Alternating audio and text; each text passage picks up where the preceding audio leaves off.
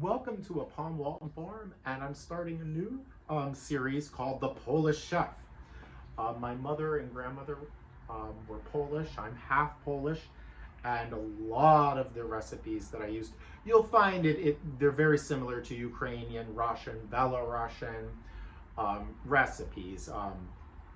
Anything really from Eastern Europe. They're very, very similar.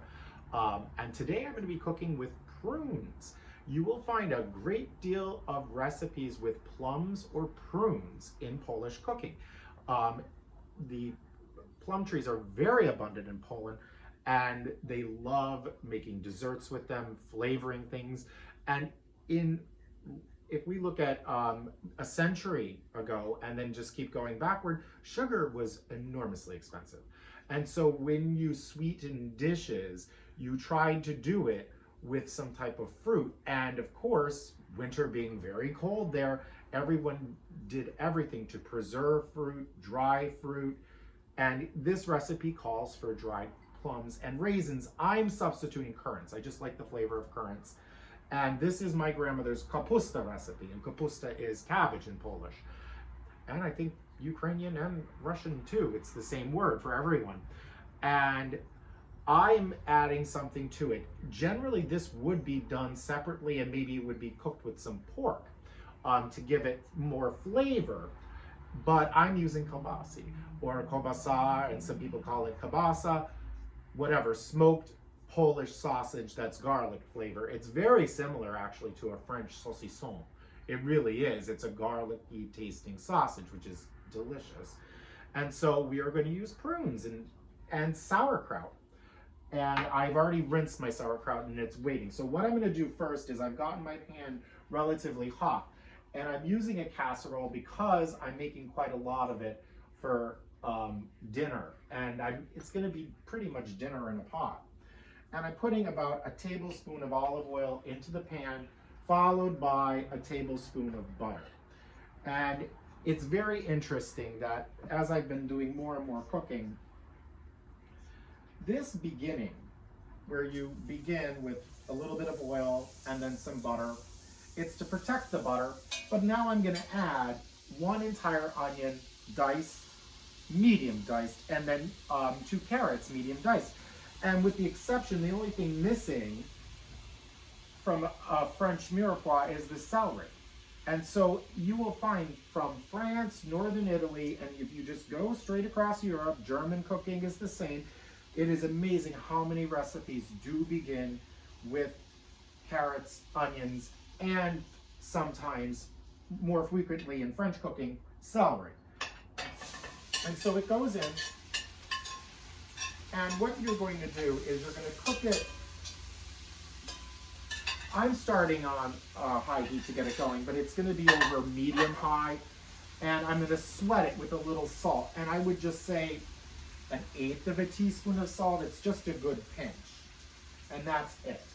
And you cover it and just let them cook down. We are going to want them to brown a little bit for this, because it'll give a beautiful color to the kapusta or the sauerkraut. And so that's going to hang out, and I'll show you when I add the other ingredients. Well, now that my onions and carrots have gotten a little translucent and browned, they've got a nice brown color. I love this casserole. Now we add the apples. These are 2 apples diced. I'm using gala apples, and I have 1 clove of garlic just crushed or just pressed with a knife, not minced. My grandmother actually would pull it out so that nobody would get a big thing of garlic. She would actually peel the apple. So sorry, Grandma, I didn't peel the apple. I actually like the flavor of the skin, but she would have peeled it, and with a paring knife, and very quickly too. So the apples go in and stir. You will find a lot of apples, again, in German cooking, Eastern European cooking, also French cooking. There are lots of good dishes. There's a beautiful apple and calvados chicken that I'll probably make for you. That's a delicious, delicious French dish. And then we just start adding everything. And now I drain my sauerkraut and rinsed it. If you like it on the a little more tart, so I rinse it less, but I did give it a good rinse. And so that goes in, and we start.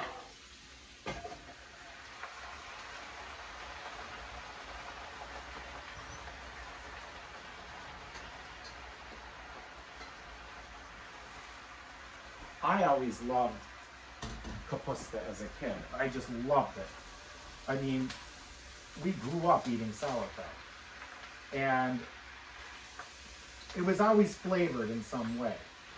And it was interesting because whenever my mother or my grandmother made this, they made it separately. They never put the kielbasa into it. They would cook their kielbasa separately. And then frequently what we would have is a delicious kielbasa sandwich where you would have 2 slices of rye bread with a kielbasa, really good red beet horseradish. That's horseradish flavored with beets. It's red, it's delicious, and a heaping ton of this. But I like to cook them together because I do find that the kielbasa gives an even deeper and richer flavor to the sauerkraut because all of the fat pours into it.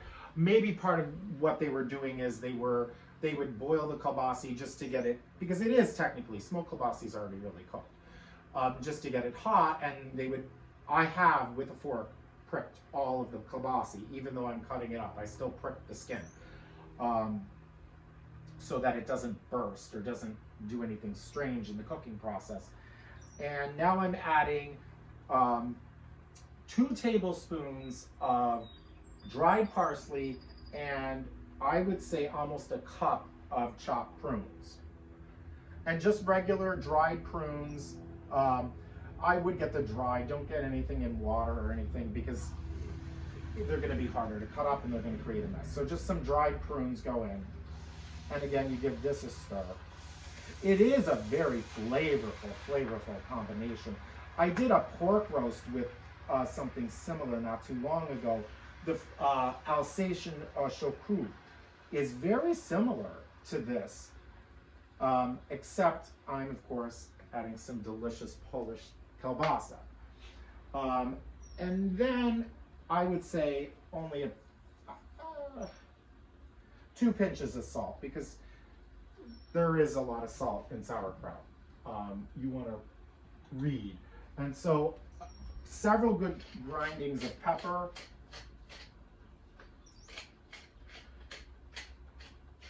I would say a 1/4 of a teaspoon if you really want the measurement. But if you're shaking the pepper, several good shakes, several good turns of a pepper mill, that's enough. And then we have currants, and here I probably have 1/2 cup of currants.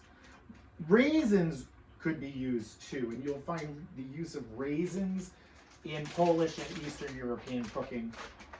You'll find that is very common, and I'm just using my bag up. It's about a 1/2 cup, and that goes in because this is really delicious. And there's a slight sweet and sour flavor to it, but there's a sweetness, and I wouldn't call it sugary. I would call it has a very deep flavor. I think the word succulent would be a good word for this. And then what I'm seeing is a big hunk of cabbage that's in my sauerkraut. I'm going to remove it. Somebody didn't do their job. So now here's the kielbasa, and I've cut it up into about, I'd say they're 2-inch, maybe 3-inch pieces. And I did prick them first with a fork, and then I just sliced through. And I just add them.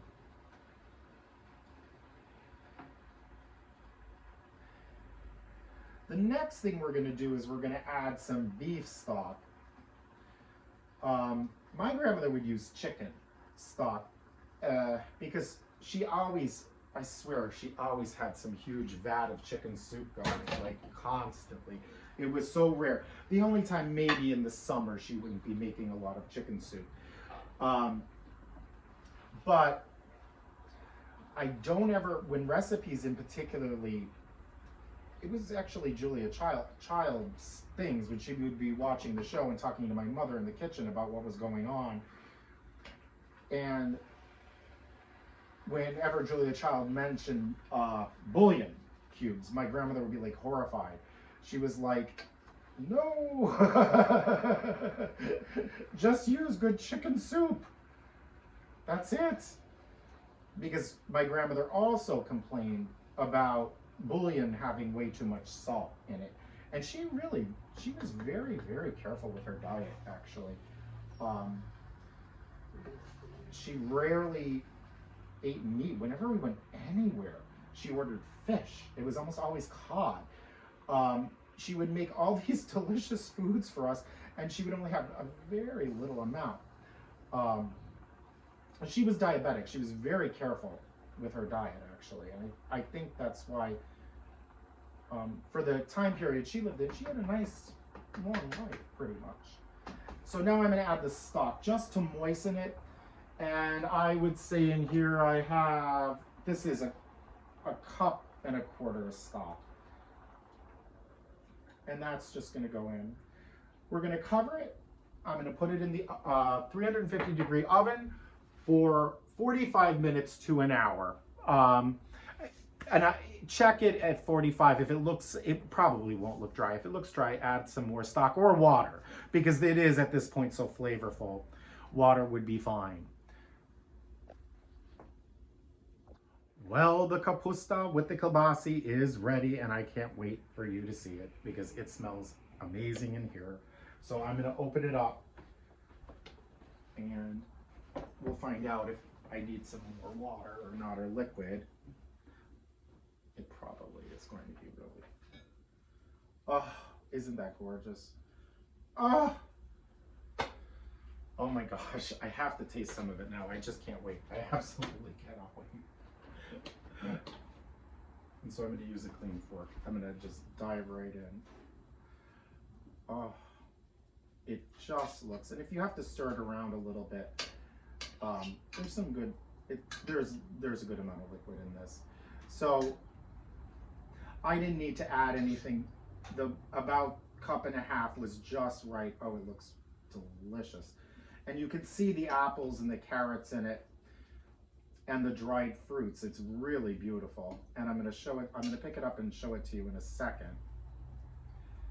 But this really is splendid. But I want to just take a little taste of the kapusta. Oh.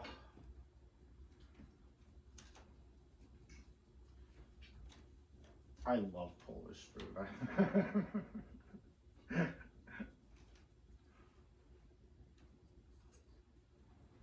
Oh. Make it, everybody. Just go home and make it. You have to. It is so delicious. Oh, the sauerkraut is just perfectly flavored. And I do think it benefits from cooking the kielbasa in the sauerkraut. Then you don't have two things to wash. Perhaps there was a really good reason why my mother and grandmother cooked kielbasa separately. I don't know. But when you cook it in this, the flavor from the fat that comes out of the sausage, oh, it's just wonderful. And there is no sharpness to it ever. It's slightly sweet with a gorgeous, even though there was a minute, it's the fat. It just gives it a gorgeous finish. It's really delicious. So I hope you all will make some kapusta. You, again, can make it without the kielbasa. It will make a wonderful, delicious side dish, which is very frequent. This is served frequently in Poland and throughout Eastern Europe as a side dish, in particular if they're doing some type of pork roast.